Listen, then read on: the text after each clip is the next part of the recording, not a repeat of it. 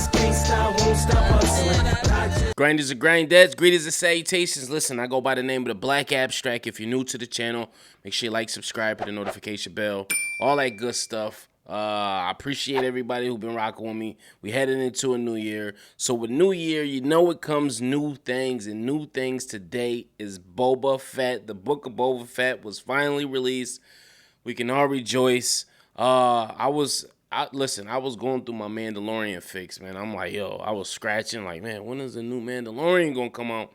And we got the next best thing, the Book of Boba Fett, who was the original Mandalorian anyway, is the OG. So listen, great episode. I loved it. Stayed up late just to watch it so I can do this review. I didn't know how they were gonna go with this. As last time we saw Boba, he was the new heir to the Jabba the Hutt throne. So he was standing there. He was a new crime lord in town. So I'm like, uh-oh, he about to get in trouble. But we see that the episode actually was kind of like a prequel to actually what happened to him when he was on Tatooine. And he got devoured by that Sarlacc. We remember that goofy-ass ending to a great character. So we see that he actually was just hanging out inside the Sarlacc for a little bit. They were playing cards. They were playing Uno, all kinds of... No, actually, he was unconscious, woke up, saw a stormtrooper, stole his oxygen. Then I guess he just burnt his way out of the Sarlacc, climbs up on the desert.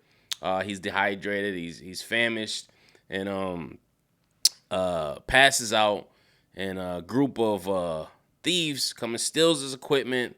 Then he gets discovered by some, I don't know if those are Tusken Raiders. I don't know if the thieves were the Tusken Raiders or the people that got him, or if they want to say, I don't know. I don't want to get it wrong or mispronounce it. I'm going to just say thieves and then thieves. So he got his equipment stole by some thieves, and then he got stolen by some thieves.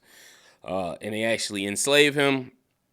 And he's enslaved with one of those other little creatures that we saw in the Star Wars universe many a decades. But before that, he was sleeping in some cryogenic chamber. Like, he's sleeping underwater, breathing tube, but he's dreaming about all of this.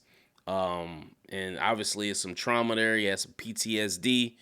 So he's dreaming about all this. So we see he's enslaved. He actually has a chance to escape, but the little Weasley guy ends up calling and alerting the thieves.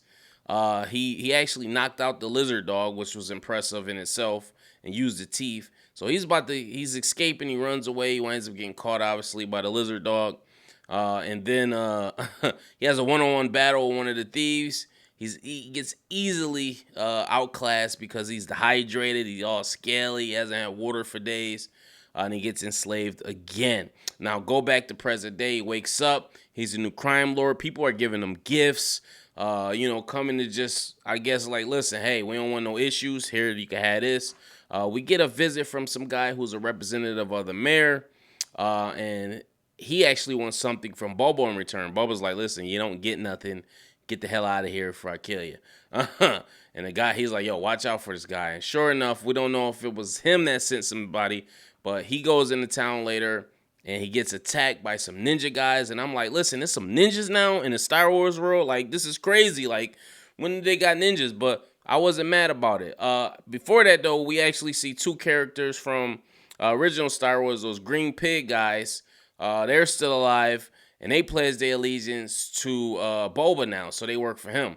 And good thing they did, because when these ninja guys surrounded him and May, I know her name ain't May in this, but she was May in Agents of S.H.I.E.L.D., so I'm calling her May. It wasn't looking too good for them when they got surrounded.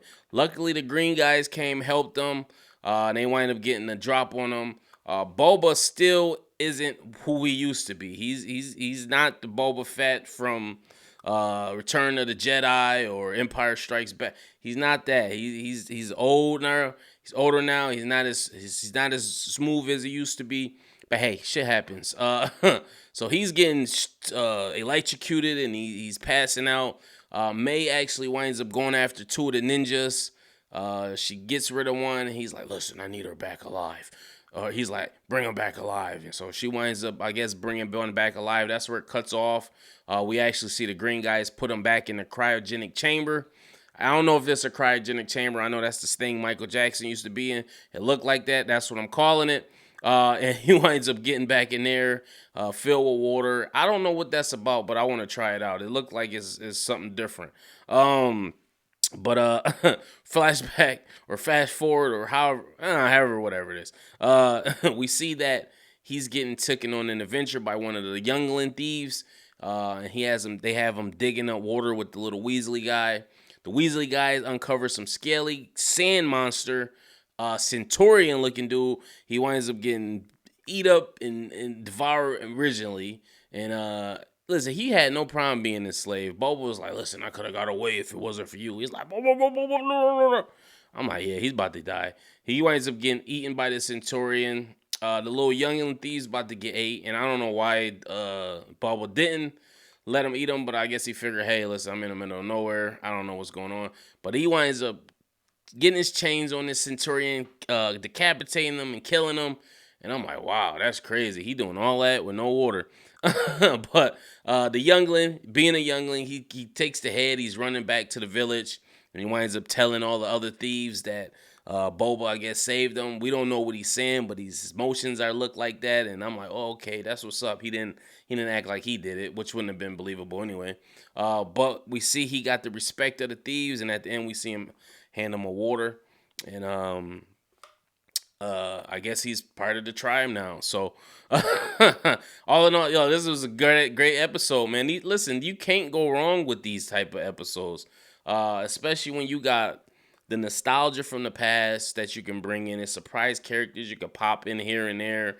Boba Fett is one of the most beloved characters in the Star Wars universe, especially with the introduction of the Mandalorian. So people obviously want to see the OG Mandalorian. They want to see his story. I thought it was well done. I'm still a little sketchy about that Sarlacc situation. I don't know how he got in there, but I'm glad they touched on it. You know what I'm saying? I'm glad they showed exactly how it happened. And he looks up and he see Luke and them flying away. I was like, oh, this is dope. But all in all, great episode. Let me know what you guys thought about it. Post your comments below. Make sure you like, subscribe, hit the notification bell. And as always, peace, love, and prosperity. I'm the Black Abstract One.